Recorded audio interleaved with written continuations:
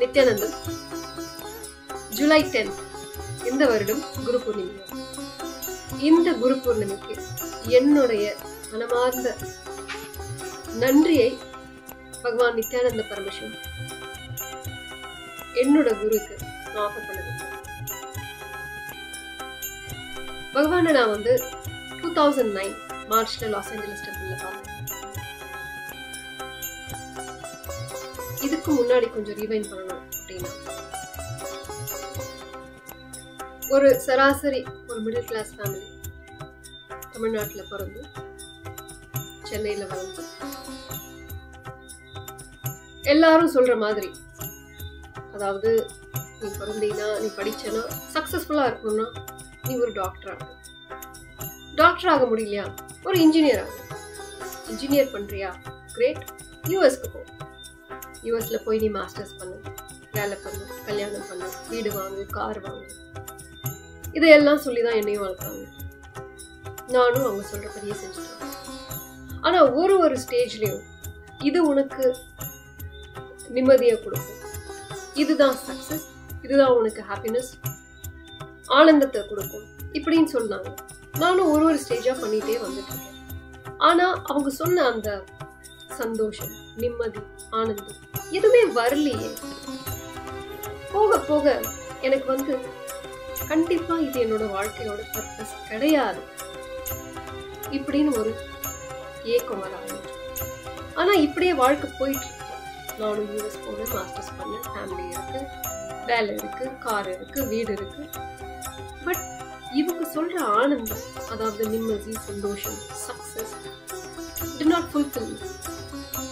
இப்படியே போயிட்டு இருக்கப்போ ஒரு நாள் என்னால தாங்கவே முடியல. ஆண்டவா, அழ ஆரம்பிச்சிட்டேன். என்னோட பர்பஸ் என்ன, என்னோட வாழ்க்கையோட நோக்கம் என்ன? What is the real purpose of my life? This is not it. நான் பிறந்தேன், வளர்ந்தேன், கல்யாணம் பண்ணினேன், வேலைக்கு போனேன், சம்பாதிச்சேன், குழந்தை குட்டி பெத்துட்டேன், அப்புறம் வயசாகி போச்சு, அப்புறம் செத்து போயிட்டேன். இவ்வளவுதான் வாழ்க்கையா? இவ்வளவுதான் வாழ்க்கைக்கு அர்த்தமா அப்படின்னு எனக்குள்ள தோண ஆரம்பிச்சு.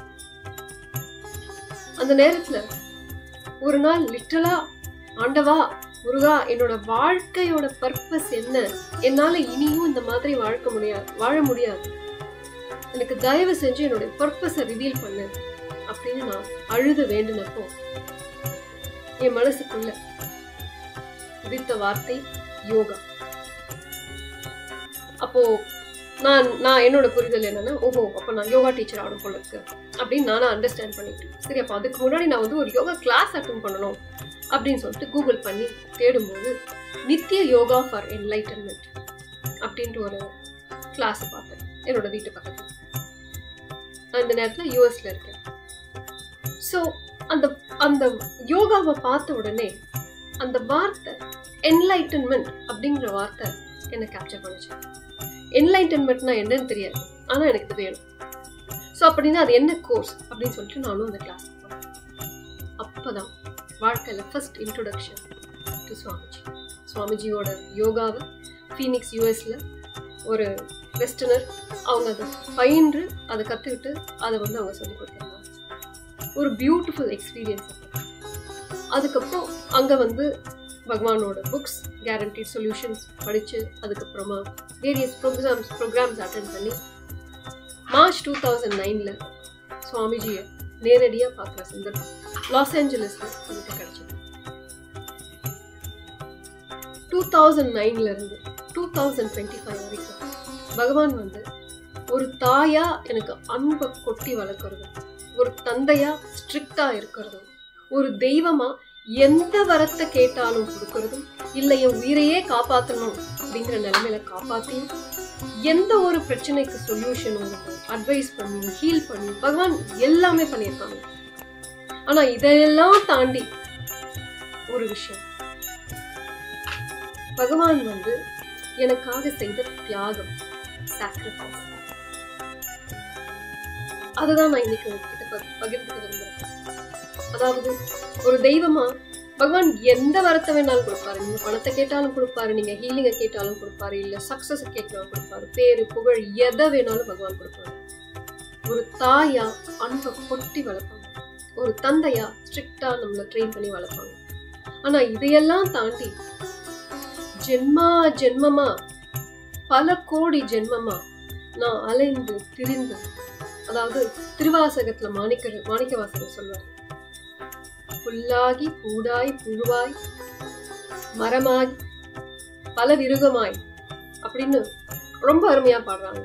அதாவது பல கோடி ஜென்மங்கள் பலவிதமான பிறப்பு எடுத்து அலைஞ்சு திரிஞ்சு நான் யார், என்னோட வாழ்க்கையோட தேடுதல் என்ன, பர்பஸ் என்ன அப்படின்னு தேடும் போது அந்த purpose, highest purpose of life, enlightenment, ஞானம் அடைவது, நான் யார் என்பதை உணர்வது. இந்த கிஃப்ட், இந்த என்னோட பர்பஸ்க்கு என்ன அலைன் பண்ணி வச்சு அதுல என்ன ட்ரெயின் பண்ணி அதை எனக்கு கடைசி வரைக்கும் நான் அதை அடையிற வரைக்கும் கைவிடாம அங்க போய் சேர்க்க.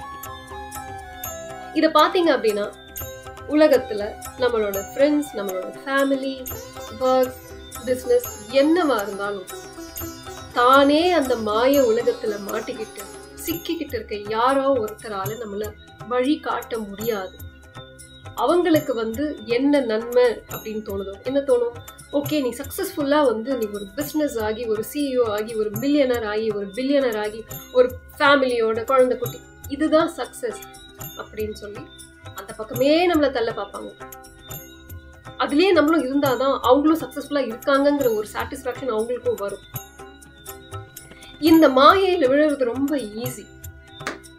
ஆனா இந்த மாயையில விழாம அதை கட்டி காத்து என்னோட ட்ரூ பர்பஸ் ஆஃப் லைஃப், அந்த ஜீவன் முக்தி அடைவது, என்லைட்டன்மெண்ட் அடையணும் அப்படிங்கிற என்னோட பல கோடி ஜென்மங்களான ஒரு வேண்டுதல், ஒரு தேடுதல், இதுல இருந்து நான் ஸ்லிப் ஆயிடக்கூடாது, இதுல இருந்து நான் விழுந்துடக்கூடாது அப்படிங்கிற ஒரு கருணையோட தான் என்ன சாக்ரிஃபைஸ் பண்ணாலும், தான் என்ன தியாகம் பண்ண வேண்டி இருந்தாலும் ஒரே ஒரு கமிட்மெண்ட், நான் உன்னை கைவிட மாட்டேன் அப்படின்னு பகவான் எனக்கு கொடுத்த அந்த ஒரே ஒரு கமிட்மெண்ட்காக என்னெல்லாம் நான் டான்ட்ரம் த்ரோ பண்ணினாலும் அதையும் பொறுத்து என்னை வளர்த்து திரும்ப திரும்ப திரும்ப நானே அதை மறந்தாலும் என்னுடைய வாழ்க்கையோட உண்மையான குறிக்கோள், என்னோட ஹையஸ்ட் பர்பஸ் ஆஃப் லைஃப் மீண்டும் மீண்டும் மீண்டும் ஞாபகப்படுத்தி அன்பை கொட்டி